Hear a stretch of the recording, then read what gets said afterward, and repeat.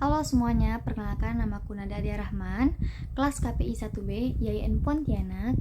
Kali ini aku akan membacakan sejarah bahasa Indonesia.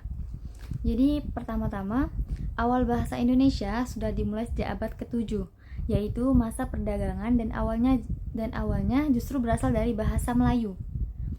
Yang pertama, zaman kerajaan Hindu-Buddha. Sejumlah prasasti berbahasa Melayu kuno dari Sriwijaya ditemukan di pesisir tenggara Pulau Sumatera.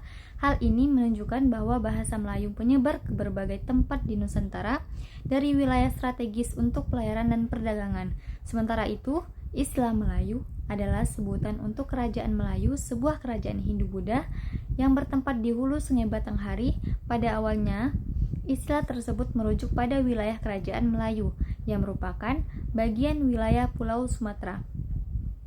Namun seiring berkembangnya zaman, istilah Melayu mencakup wilayah geografis, tidak hanya merujuk pada kerajaan Melayu, melainkan negeri-negeri di Pulau Sumatera. Karena itu, Sumatera dijuluki sebagai bumi Melayu. Dalam bahasa Indonesia, itu disebut sebagai tanah Melayu.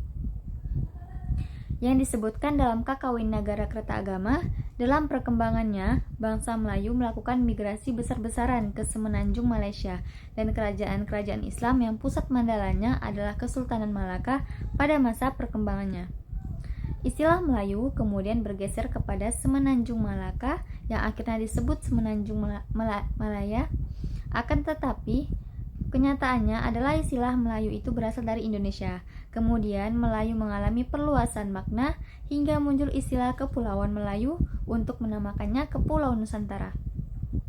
Selanjutnya, setelah sampai pada kedatangan dan perkembangan agama Islam, suku Melayu sebagai etnik mengalami penyempitan makna menjadi etno-religius atau Muslim, yang sebenarnya di dalamnya juga mengalami amalgamasi dari beberapa unsur etnik.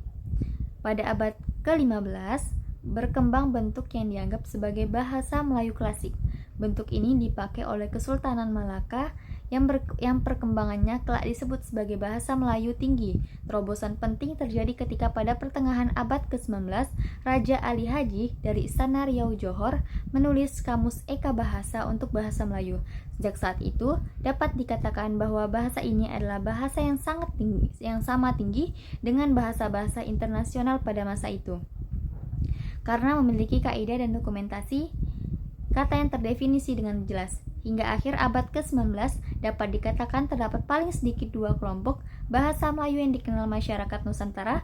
Bahasa ini dapat dikatakan sebagai lingua franca, tetapi kebanyakan berstatus sebagai bahasa kedua atau ketiga. Pada akhirnya, pergantian nama dari bahasa Melayu menjadi bahasa Indonesia mengikuti usulan dari Muhammad Tabrani pada Kongres Pemuda I yang beranggapan bahwa jika tumpah darah dan bangsa tersebut dinamakan Indonesia, bahasanya pun disebut bahasa Indonesia.